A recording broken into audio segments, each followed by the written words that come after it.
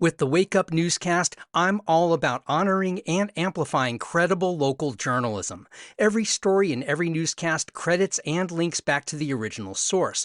Want to go deeper into any story? Just scroll down into the show notes to find the hyperlinked headlines. Okay, on with today's news.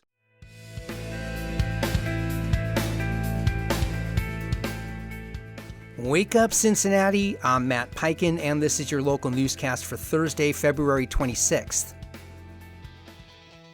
Ohio lawmakers are moving to ban ranked choice voting just as some Cincinnati leaders push to bring it back. The Ohio House passed Senate Bill 63 yesterday. It would prohibit ranked choice voting statewide and withhold funding from cities that use it in local races. Ranked choice voting lets people rank candidates by preference, with votes redistributed until someone wins a majority. The issue is a priority for members of Cincinnati's Charter Committee.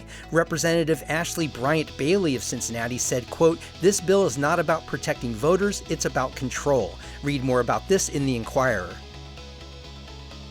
The University of Cincinnati has signed a resolution agreement with the U.S. Department of Education ending its partnership with the PhD Project, a nonprofit the federal government claims discriminates based on race. The agreement follows an investigation by the department's Office for Civil Rights into 45 universities over their ties to the organization. 31 schools have now agreed to the government's terms.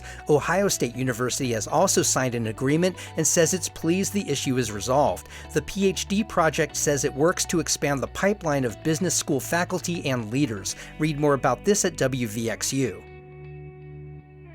The University of Cincinnati is moving ahead with plans for a major new campus building. The Board of Trustees has approved $12 million for the design of the proposed Welcome Gateway building at Calhoun Street and Clifton Avenue on the former College of Law site. The 200,000 square foot project would include a welcome center, bookstore and cafe, a 1,200-seat auditorium for visual and vocal arts, and a 400-space underground garage. Plans also call for galleries, classrooms, and rehearsal space. No timeline was announced. You can read more about this in the Cincinnati Business Courier. A new affordable housing development for adults with developmental disabilities has opened in Delhi Township. Hope Cottage will house 4 residents through a partnership that includes Empower Me Living and Ohio Valley Residential Services. Leaders say the model addresses a major gap in the region. A recent study found most people with developmental disabilities want to live independently, but many can't afford it.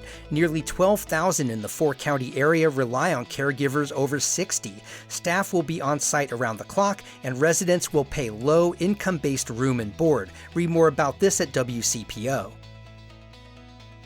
And the historic Mariemont Theater has closed immediately at the request of the building's owner, according to its operator, Theater Management Corporation.